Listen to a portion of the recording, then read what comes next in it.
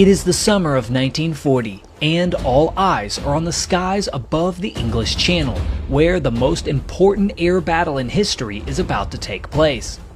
As Hitler and the Germans have just recently taken France, his eyes now move to a new target: Britain.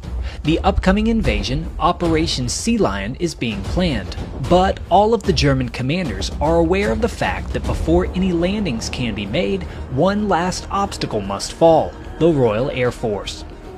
For without control of the skies, there can certainly be no invasion. So, appropriately, the commander of the Luftwaffe, Hermann Göring, directs his fighters and bombers to prepare to win the air war over Britain. What would come next would be one of the most iconic battles in history, with quite possibly the fate of all of Europe and even the world on the line. And as we will see, the stars of this battle would turn out to be the heroes that no one could have ever expected.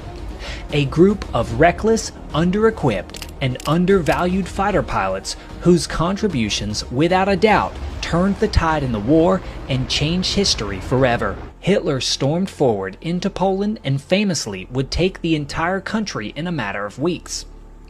In this invasion, the Germans virtually dominated the smaller and weaker Polish military. Their technology was outdated, their tactics were weak, and they were vastly outnumbered. The only branch that somewhat held their own in this battle was the Polish Air Force, who brilliantly moved all of their combat aircraft to smaller airfields just weeks before the invasion and allowed themselves a fighting chance. In the air, the Poles had roughly 300 obsolete aircraft compared to 1,300 cutting-edge fighters and bombers of the Luftwaffe.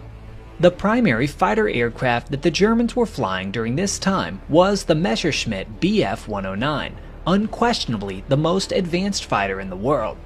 It was the fastest plane to ever fly and was an elite dogfighter in the air. The Poles, on the other hand, were equipped primarily with the PZL P-11.